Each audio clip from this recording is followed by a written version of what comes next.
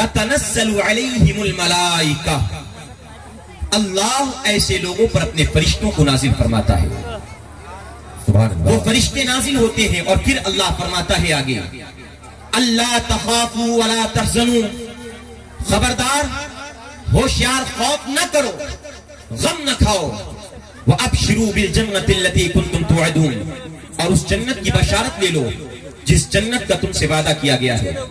اس آیت کریمہ میں اللہ رب العالمین یہ بیان فرمانا چاہتا ہے کہ انسان کا ایمان لانا اور زبان سے فقط کلمہ پڑھنا، لا الہ الا اللہ محمد رسول اللہ کہہ لینا کافی نہیں ہے جب تک کہ انسان اس کلمے کے تقاضے پر عمل نہ کرے، اس کلمے کی بنیاد پر عمل نہ کرے، ان کلمے کے متعلقات پر عمل نہ کرے.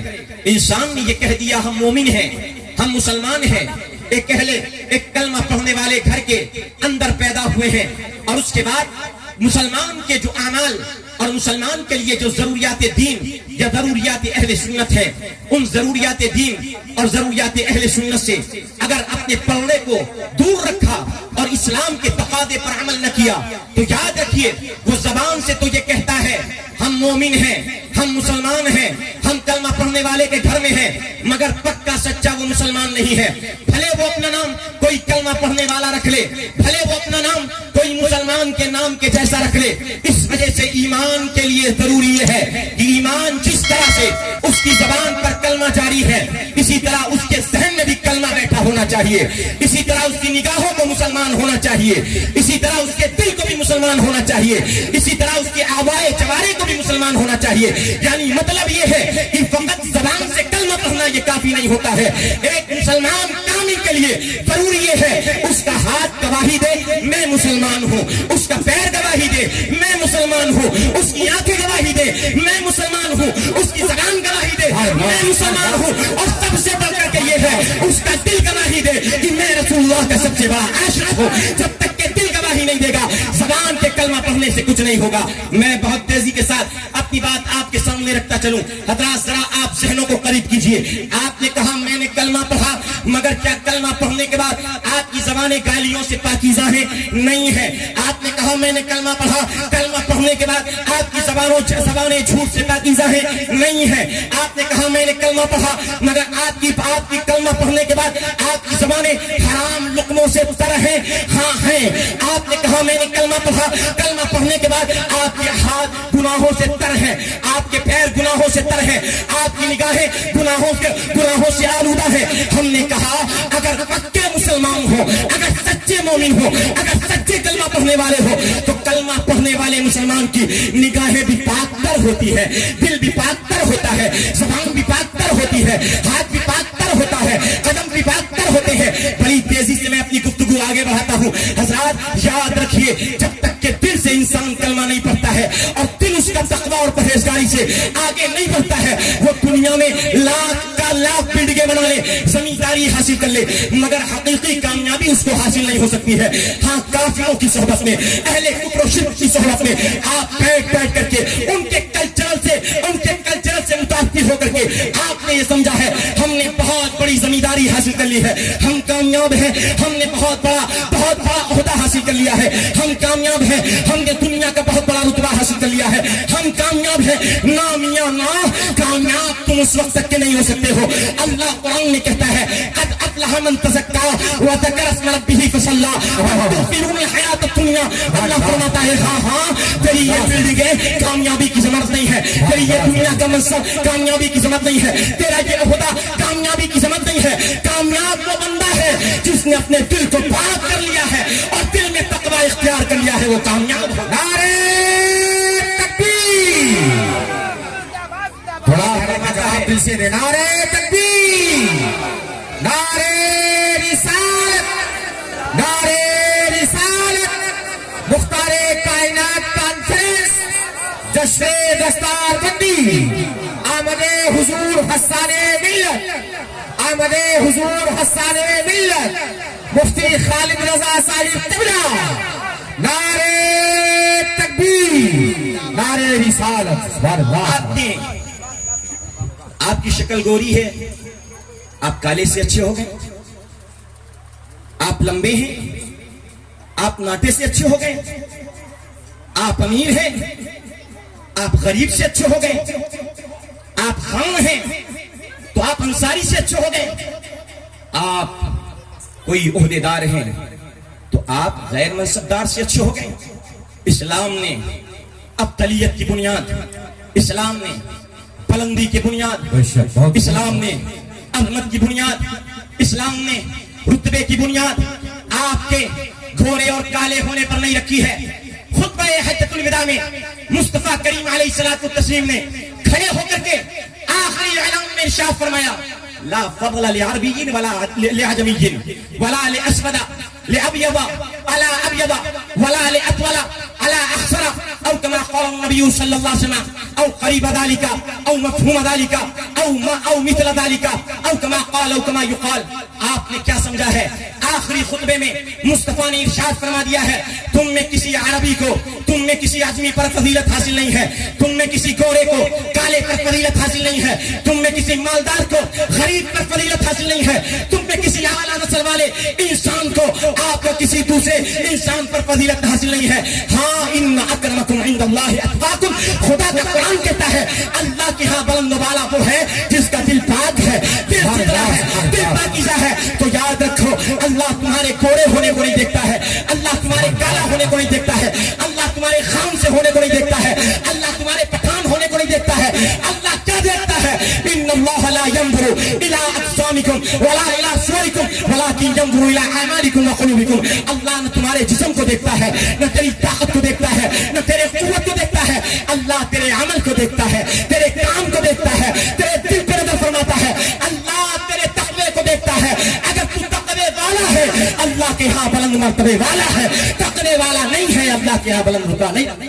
نعرے تکبیر, نعرے رسالت, رحمت عالم کانفرنس, مسلک اعلی حضرت علماء اہل سنت مفتی خالد رضا صاحب. ایک چھوٹا سا سوال, نعرے تکبیر, ایک چھوٹی سی بات. آپ اہل کفر کے کلچر میں رہتے ہیں,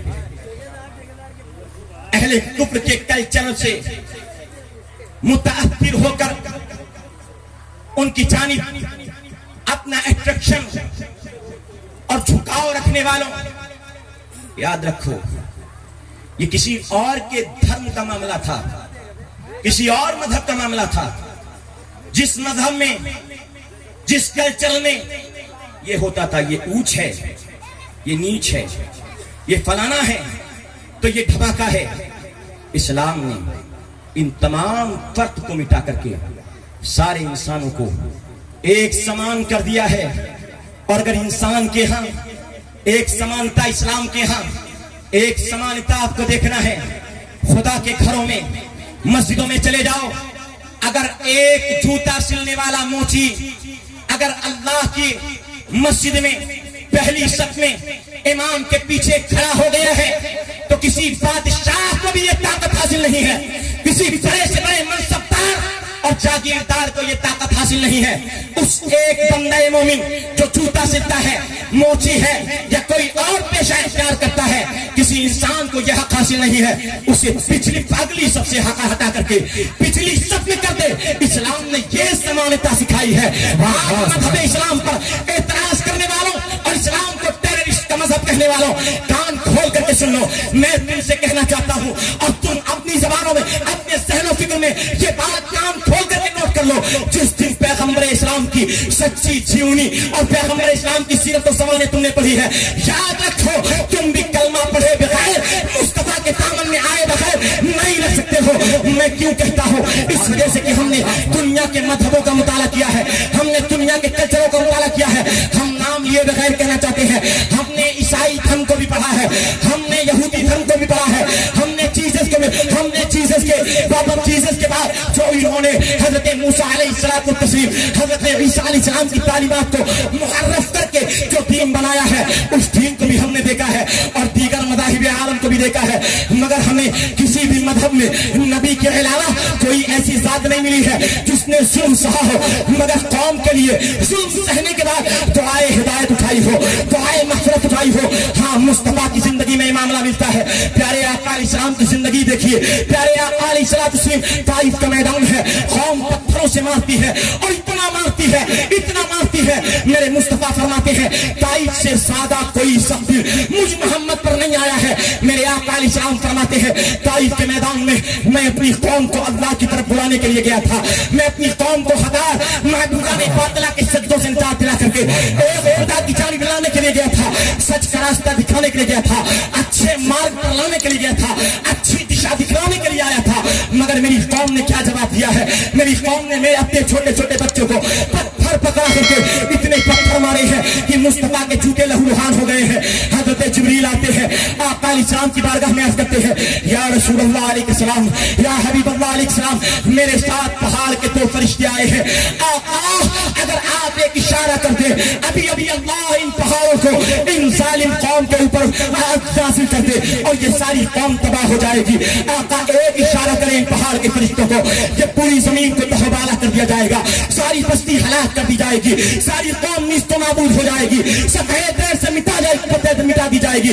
मगर मेरे आका अलैहिस्सलाम ने क्या जवाब दिया है? सैयदना जिब्रील अमीन देखते हैं, मुस्तफा हाथ उठाते हैं, हाथ उठाने के बाद दुआ फरमाते हैं और दुआएं हलाकत नहीं फरमाते हैं, ये फरमाते हैं अल्लाहुम्मा हदी कौमी फइन्नहुम ला यअलमून, अल्लाहुम्मा फिल कौमी फइन्नहुम ला यअलमून। ऐ अल्लाह मेरी कौम को हिदायत अता फरमा दे, ऐ अल्लाह मेरी कौम की बख्शिश फरमा दे। ये मेरे रुतबे को नहीं जानते हैं, मगर मैं इनकी नस्लों में ऐसे लोगों को देख रहा हूँ जो ये तो कलमा नहीं पढ़ने वाले हैं, मगर इनके बेटे इस्लाम के अलमबरदार हो गए, इनके बेटे इस्लाम के अलमबरदार हो गए। अल्लाह अकबर। मैं तुमसे पूछना चाहता हूँ, लाओ कोई ऐसा नेता, लाओ कोई ऐसा कायद, लाओ कोई ऐसा रहबर, लाओ कोई ऐसा रहनुमा जिसने पत्थर खा करके कौम को दुआएं दी हो। तो यही कहता है खालिद रजा, ढूंढते ढूंढते हर पहले में थक जाओगे, ऐसा आका न जमाने में कहीं पाओगे, ऐसा आका न जमाने में, ऐसा आका न जमाने में, ऐसा आका न जमाने में। हजरात बस ये बात अर्ज करता चला, सुन्नी जवान आज अपने नबी पे दिल से कुर्बान होने का फैसला करो, अपने मुस्तफा जाने रहमत अलैहिस्सलाम की सच्ची तालीमात को फॉलो करने का इरादा और उसमें मुस्तहकम करो। आपने जवानी के नशे में, एक दो मिनट और चाहूंगा हजरात, मैं अर्ज करता चलूं, बातिल कौमों की निगाहें आप पर टुकटुकी बांधे आपको देख रही है। इस्लाम का अध्ययन, इस्लाम की पढ़ाई वो किताब में नहीं करते हैं, आपको देख करके इस्लाम को समझना और इस्लाम को पढ़ने की कोशिश को करते हैं। आपने अगर अच्छा रवैया पेश किया तो गैर कौमों के दरमियान इस्लाम और अहले इस्लाम का एक अच्छा तासुर और रवैया जाएगा। मगर आपने अगर बुरा रवैया पेश किया तो दुनिया यही कहेगी मोहम्मद का कलमा पढ़ने वाले सल्लल्लाहु अलैहि वसल्लम आका का कलमा पढ़ने वाले क्या ऐसे हैं? क्या नबी के दीवाने ऐसे होते हैं? फिर तो हम ऐसे मजहब को कबूल नहीं करेंगे, ऐसे धर्म में नहीं आएंगे जिनके मानने वालों का यह हाल है। हजरात, तो आज भी मैं तुमसे जवानों कहना चाहता हूं, अपने सीनों में सच्चे इश्क रसूल का शरर पैदा करो, इश्क मोहम्मदी की तड़प पैदा करो और बतला दो तुम दुश्मनी दी को। गैरत मुस्लिम जिंदा है, दीन पे मर मिटने का जज्बा कल भी था और आज भी है। और दुनिया वालों को ये पैगाम दे दो, हाँ, नबी के दीवाने बेईमान नहीं होते हैं, चोर नहीं होते हैं, ज़बानों में गलाज़त भरी हुई नबी के दीवानों में नहीं होती है। मुस्तफा के दीवाने ऐसे पाकीज़ा होते हैं कि चलते हैं तो चलते फिरने से सुन्नते मुस्तफा की एक एक कदा झलके, आकाए करीम अलैहिस्सलाम का इश्क लर्ज़ उनके अंदर से, उनके आपे से बाहर आए मुस्तफा का इश्क। हमने कहा जब तक कि ये कैफियत तुम्हारे अंदर नहीं आएगी, दुनिया को तुम अपनी दुनियावी तालीम या दीगर मकामात से तुम शेयर नहीं कर सकते हो। डॉक्टर इकबाल ने फार्मूला दिया था और बता दिया था, कहा था अगर दुनिया को शेयर करना चाहते हो तो सुनो, कुव्वते इश्क से हर पस्त को बाला कर दे, तहने नामे मोहम्मद से उजाला कर दे। और जब नामे मोहम्मद लेकर के दुनिया में उजाला करोगे तो होगा क्या, होगा क्या, होगा क्या? तुमने इस कुव्वते इश्क का नाम लेकर के दुनिया को शेयर करने जो निकले हो, इससे होगा क्या? इकबाल जवाब शिकवा में कहता है कि मोहम्मद से वफा तूने तो हम तेरे हैं, ये जहां चीज है क्या लौह कलम तेरे। सुभान अल्लाह, सुभान अल्लाह, सुभान अल्लाह, सुभान अल्लाह। आखिरी पैगाम हजरत मौलाना नजीर साहब किबला तशरीफ फरमा है। इतना बड़ा प्रोग्राम इन्होंने सजाया, रचाया, बसाया। उम्मीद वासिक यही कि कल्ब खालिसतन लिल्लाह होगा। हजरात, इस उम्मीद पर, इस हुस्न ज़न पर मैं आप सबकी तवज्जो इस गरीब इदारे की तरफ दिलाना चाहता हूं कि आप सब इस गरीब इदारे पर तवज्जो दें और इस गांव में भी इस्लाम का एक किला चमकता दमकता लहकता फूलता हो जाए। और दूसरी बात मैं अर्ज ये करता चलूं कि आज नए नए इस्लामी तर्ज पर इस्लामी फिरके, इस्लाम के नाम पर नए नए फिरके 150 साल पहले जो बने हैं, 50 साल पहले कोई थॉट जन्म लेती है, उस 50 साला 100 साला 150 साला थॉट पर और उनके अफकार और नजरियात पर, उनके अकायद और मसलक पर जानने की कोशिश न करो।